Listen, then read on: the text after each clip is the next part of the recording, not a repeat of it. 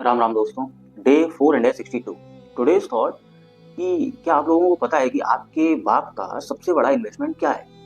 कुछ लोगों के दिमाग में ये चीज आई होगी कि यार कुछ मेरे बाप ने एक बड़ी प्रॉपर्टी ली थी, वो उनकी सबसे बड़ी इन्वेस्टमेंट है।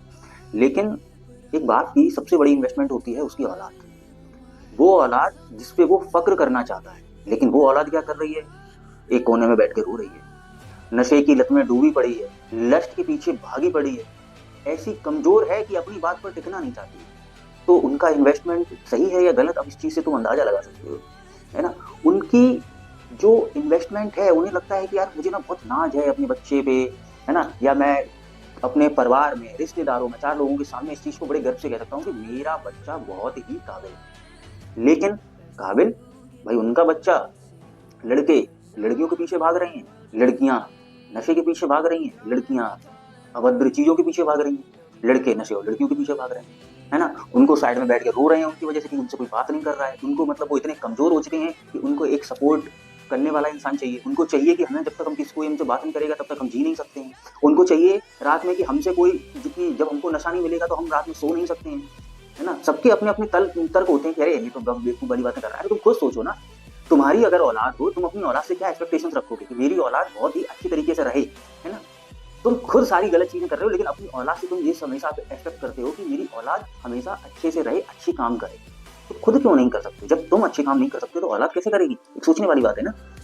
तुम अपने बाप की सोच पे एक धब्बा बनते हुए चले जा रहे हैं। इन्वेस्टमेंट उन्होंने की थी बहुत अच्छी सोच के, लेकिन उनकी इन्वेस्टमेंट गलत निकल गई। लेकिन तुम लोग अगर इस वीडियो को देख रहे हो, तुम्हें 1% भी ऐसा लगता है, तो मैं तुम्हें एक चीज बता दूं, किसी भी चीज का कोई समय नहीं होता है। तुम जिस भी सिचुएशन में हो, जिस एज में हो, कोई फर्क नहीं पड़ता है अगर तुम खुद को रिबिल्ड करना चालू कर दो। देखो, एक नॉर्मल सी बात ये होती है कि एक खाली प्लॉट डला है जिसमें कि बहुत गंदगी डली है, बहुत कचरा डला है, सुअर घूम रहे हैं, है ना, कुत्ते मूत रहे हैं।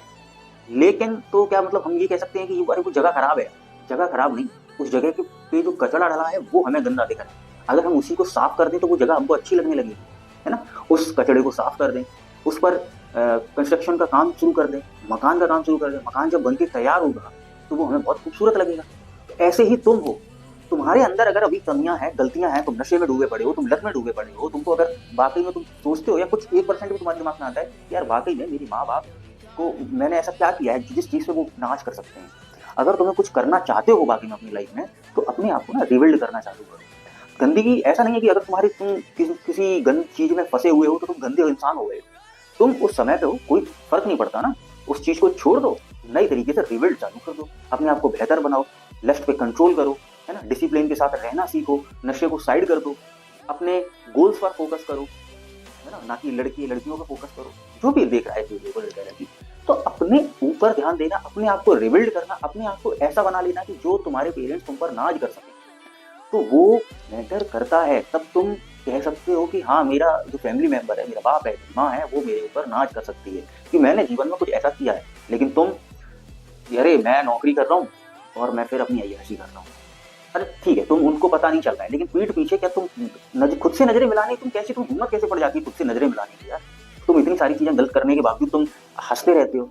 एक इंसान होता है कि इतनी सारी गलत मचाने के बाद अपने आप से सवाल पूछता है कि मैं कर क्या रहा हूँ, है ना। तो वो मेंटेलिटी ना बहुत कम लोगों में होती है, वो मेंटेलिटी बहुत ही कम। इसी वजह से ज्यादा पब्लिक जो है वो इस चीज को तर्क देके ये कहने में लग जाएगी कि नहीं यार ये चीज सही है, कि हम नशे करेंगे वो तो हमारी इच्छा है, हम कमा रहे हैं, हम किस लिए कमा रहे हैं? अपनी स्वयं की संतुष्टि के लिए। तो हम अगर किसी के साथ रिलेशनशिप बनाएंगे तो हम अपनी संतुष्टि के लिए, हम अपना बॉडी काउंट बढ़ा रहे हैं तो हम अपनी संतुष्टि के लिए। तो वही है, वो मानसिकता है। इस मानसिकता से दर्शाता है कि तुम किस सोच के, किस समझ के हो, है ना। इतने ही अगर तुम्हारे लिए वो सारी चीजें कूल है तो अपने माँ बाप के सामने वो चीज करो, है ना, सामने करो एकदम बिठा के।